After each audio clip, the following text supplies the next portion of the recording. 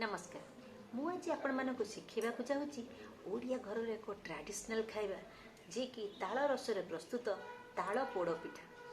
आपण थरे खाइले ना कहे सब मत से भाया पिठा मिलता कि चलतु मु आज आपण को शिखौची केमी आम तालू रस बाहर करवा आस्ते पोड़ पिठा बनइबा। चलतु देखिए। ताल को प्रथमे चोपा छड़ाई देले ता भीतर एभली मंज बाहर कौनसी दुईटी थाए कौनसी तीनोटी थाए। प्रथमे ताकू पानी रे भेदेदेवे जमीक मुझे भेदेला किस समय आपन जो एमती दली देवे ताधर आम रस बाहर कर देखु ये टाइप रस बाहर। तो ये टिके कष्ट काम किंतु खाइबार मजा नियार।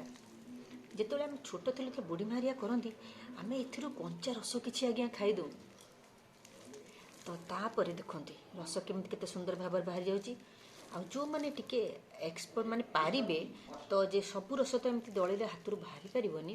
आपन ताकू देखंतु मो भली पनिकी साहाय्य मध्य बाहर करि पारिबे। तो पनिकी रे एमती तक हम जदी चापिकी धरिबा तो ई साइड रे हम एमती देखि करिवे नहले हाथ कटि जाई पारे। तो एमती आपन एपट साइड रे किछि सेपट साइड रे किछि एही परि भाबरे बाहर करि चाले।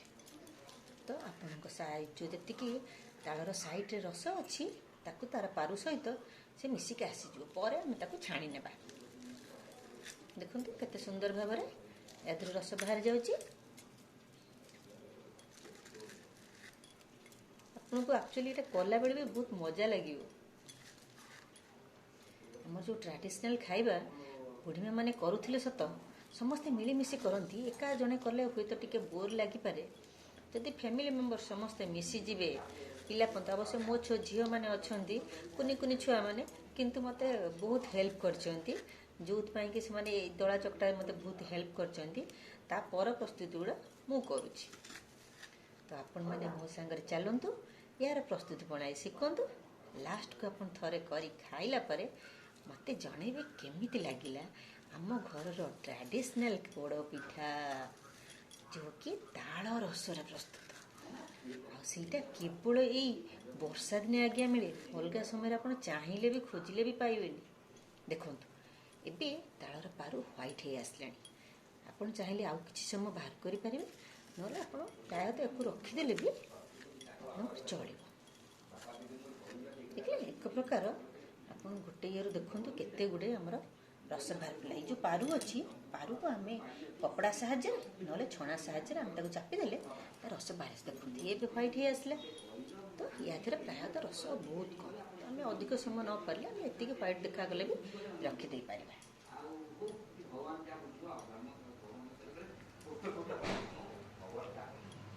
एबे आमर प्रस्तुत हो सारी ताल रस एकू या छोट छोट पारु मिसिकी रही बोली आम ए छाणी नेबा।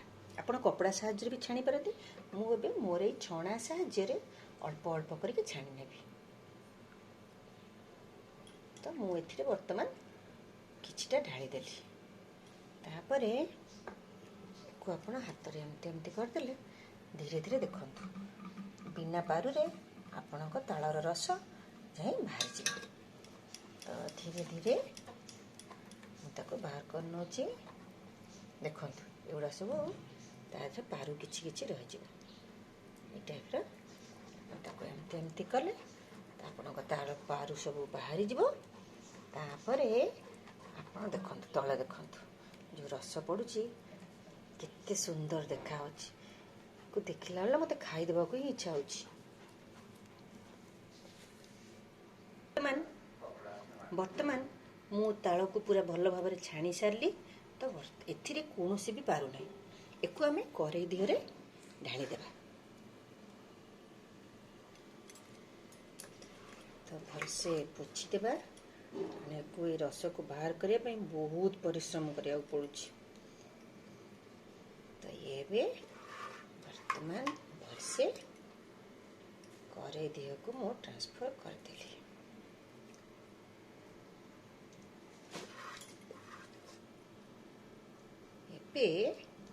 यही ताल रस को आम कड़े बसई गैस चूल्हा लगा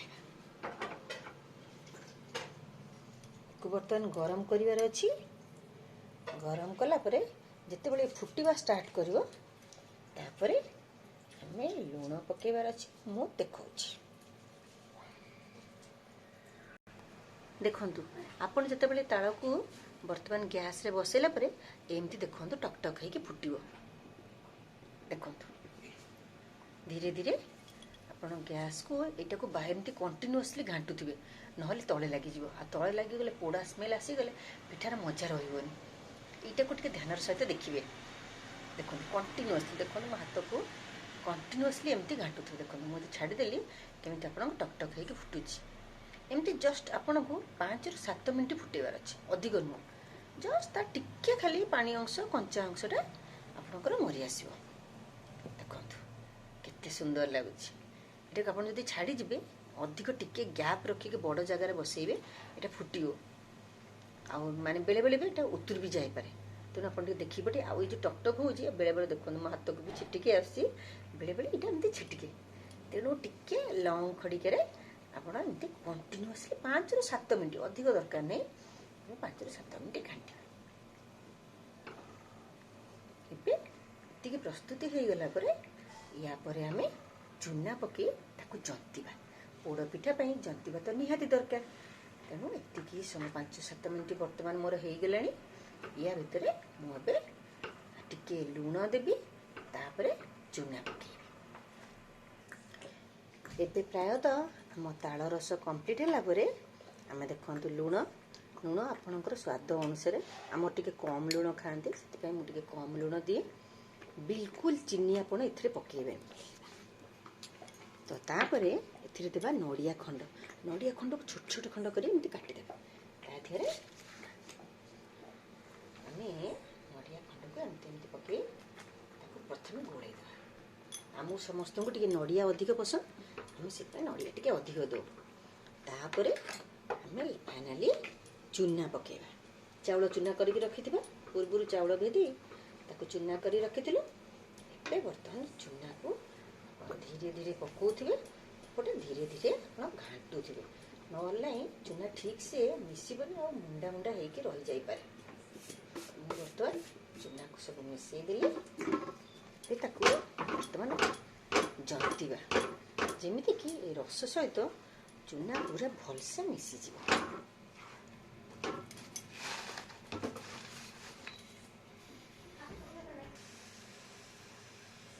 ଦେଖନ୍ତୁ ଆପଣ 5 ମିନିଟ୍ ଭଳିଆ ଏଭଳିଆ ଜନ୍ତିଲା ପରେ ଆପଣଙ୍କର ମାନେ ଜନ୍ତୁଣିଟା ଏଇଭଳିଆ ହେଇଯିବ। ଏଥିରେ ମୁଁ ଆଦୌ ଚିନି ପକାଇନି। ଯେତିକି ମିଠା ହେବ ତାର ତାଳ ରସର ମିଠା, ଯେଉଁଟାକି ଆପଣଙ୍କର ସୁଗାର ପେସେଣ୍ଟ ବି ଖାଇପାରିବେ। ତ ସେଥିରେ ଆପଣ ଯେଉଁମାନେ ଚିନି ନ ଖାଆନ୍ତି, ସୁଗାର ପେସେଣ୍ଟ ହଉ କି ଅନ୍ୟ କୌଣସି ପ୍ରୋବ୍ଲେମ୍ ଥାଇପାରେ, ଆପଣ ଯଦି ନ ଖାଆନ୍ତି ଆପଣ ନିହାତି ଖଣ୍ଡେ ଆରାମସେ ଟେଷ୍ଟ କରିପାରିବେ। ବର୍ତ୍ତମାନ ଆମର ଜନ୍ତୁଣି ପ୍ରସ୍ତୁତ। ଦେଖନ୍ତୁ କଡ଼େଇରୁ ଛାଡ଼ିଗଲାଣି। ବର୍ତ୍ତମାନ ଜନ୍ତୁଣି ପ୍ରସ୍ତୁତ। ଆମେ ୟାକୁ ବର୍ତ୍ତମାନ କିଛି ସମୟ ପାଇଁ ରଖିଦେବା ଥଣ୍ଡା ହେବା ପାଇଁ। ତାପରେ ଦେଖନ୍ତୁ ଏପଟେ ମୁଁ ମୋର ମାଟି ପଲମ ରେଡ଼ି କରିକି ରଖିଛି। ସେଥିରେ କଦଳୀ ପତ୍ର କିଛି ଦେଇ ଏଇ ଜନ୍ତୁଣିକୁ ଢାଳିବା। ତାପରେ ତଳେ ଚୁଲା ଲଗାଇବା ଓ ଉପରେ କିଛି ନିଆଁ ବି ଦେବା। ମୁଁ ଆପଣଙ୍କୁ ଧୀରେ ଧୀରେ ଶିଖେଇବି କେମିତି ତାକୁ ପ୍ରସ୍ତୁତି କରିବା। ଆମେ ବର୍ତ୍ତମାନ ଖଳି ପ୍ରସ୍ତୁତ ହେଇଯାଇଛି। ତାପରେ ଏଇ ମାଟି ପଲମରେ ଆମେ ଏମିତି ପତରକୁ ଚାରିକଡ଼ରେ ଲଗେଇଦେବା।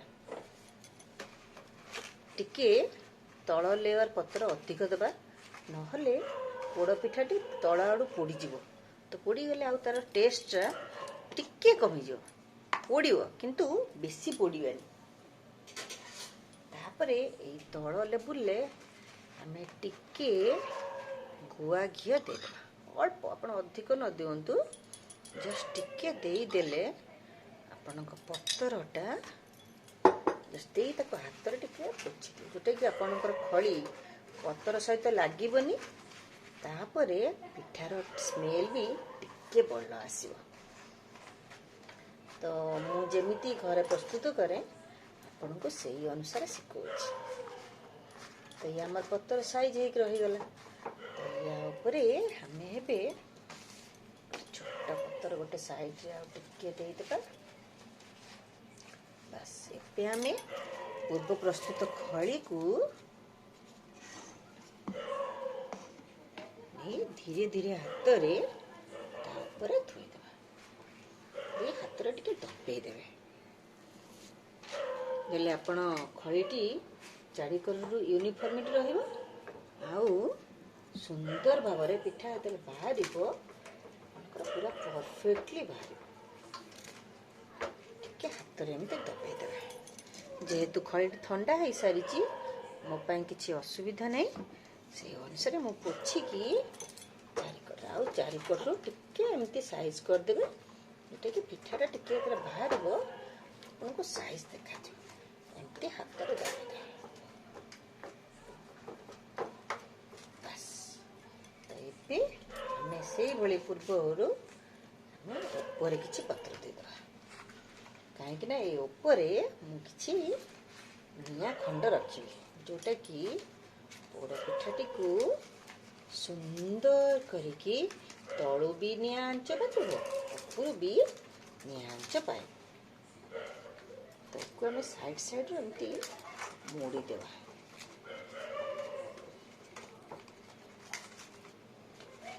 ତ ଯେତେ ଆପଣ ଦେଖିକି ସେଇ ଅନୁସାରେ ସାଇଡ଼୍ରୁ ସାଇଜ୍ କରିକି ତାକୁ କଭର୍ କରିବେ।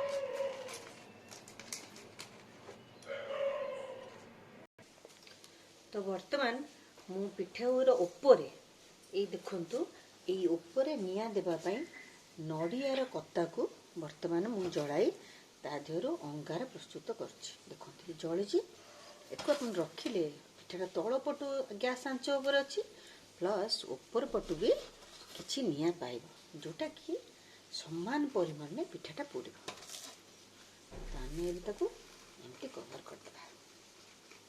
ଆଉ କିଛି ଦରକାର ପଡ଼ିବ ତ ତାକୁ ଧୀରେ ଧୀରେ କହିକି ଚାରିଆଡ଼େ ନିଆଁକୁ ସମାନ କ୍ରମରେ ତାକୁ ବିଛେଇ ଦେବା, ଯେଉଁଟାକି କଡ଼ ଆଡ଼େ ରହିଲା, ମଝି ଆଡ଼େ ରହିଲା, ଅପର ସାଇଡ଼୍ ବି କଭର୍ ହେଇଗଲେ ବର୍ତ୍ତମାନ ପିଠା ତଳ ପଟୁ ବି ପୋଡ଼ିଲା, ଉପର ପଟୁ ବି ପୋଡ଼ିବ। ଯେହେତୁ ନଡ଼ିଆ କତାଟା ଟାଣ ଗଲା, ତ ଇଏ କିଛି ସମୟ ପାଇଁ ନିଆଁଟା ଏଥିରେ ରହିବ। ନିଆଁଟା ପିଠାର ଉପର ପଟ ପୋଡ଼ିଗଲା ପରେ ତାପରେ ପୋଡ଼ ପିଠାର ମଜା ରିଏଲରେ ଆସିବ। ନହେଲେ ତଳ ପଟୁ ପୋଡ଼ୁଥିବ, ଉପର ପଟୁ ଠିକ୍ସେ ପୋଡ଼ି ପାରୁନଥିବ। ତ ଇଏ ହେଇଗଲା ପୋଡ଼ ପିଠାର ଉପର କଭର୍ ଆମର ଦେବା। ବର୍ତ୍ତମାନ ଏକୁ ମିନିମମ୍ ଲାଗିଯିବ ପ୍ରାୟତଃ 15-20 ମିନିଟ୍, ଯେଉଁଟାକି ତଳପଟ ଅଧା ହେଇ ଆସିଲାଣି। ତାପରେ ଆମେ ଉପରେ ନିଆଁ ଦେଲେ 15-20 ମିନିଟ୍ ପରେ ଇଏ ଏବେ ପୁରା ପିଠା ଆମର ପ୍ରସ୍ତୁତ ହେଇଯିବ। ତ ଏକୁ ଆମେ ପ୍ରସ୍ତୁତ କରି ଅଧଘଣ୍ଟେ ପରେ ଆମେ ତାକୁ ଥଣ୍ଡା କରି ଧୀରେ ଧୀରେ କାଟିବା। ମୁଁ ଆପଣଙ୍କୁ ଅଧଘଣ୍ଟେ ପରେ ଆପଣଙ୍କୁ ଦେଖିବି କାଢ଼ିକି ଯେ ପିଠା ଆମର ପ୍ରସ୍ତୁତ ହେଇସାରିଲାଣି କି ନାହିଁ। ଏବେ 15-20 ମିନିଟ୍ ହେଇଯାଇଛି। ତ ଆମେ ଏବେ ଗ୍ୟାସ୍ର ଫ୍ଲେମ୍ ତଳୁ ବନ୍ଦ କରିଦେବା, ଯାହାଦ୍ୱାରା କି ତଳୁ ଅଧିକ ପୋଡ଼ିବ ନାହିଁ। ଆଉ ଏବେ ଉପରୁ ଯେତିକି ବର୍ତ୍ତମାନ ନିଆଁ ଅଛି ଆମେ ତାକୁ ଛାଡ଼ିଦେବା।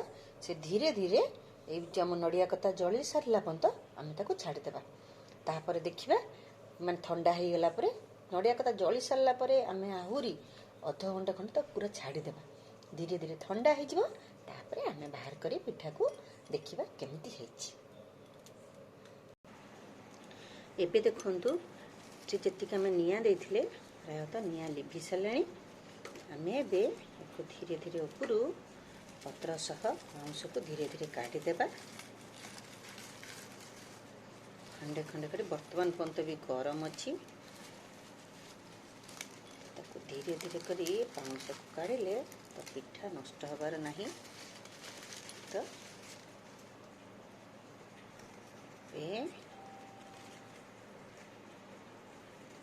wow, to see what a look।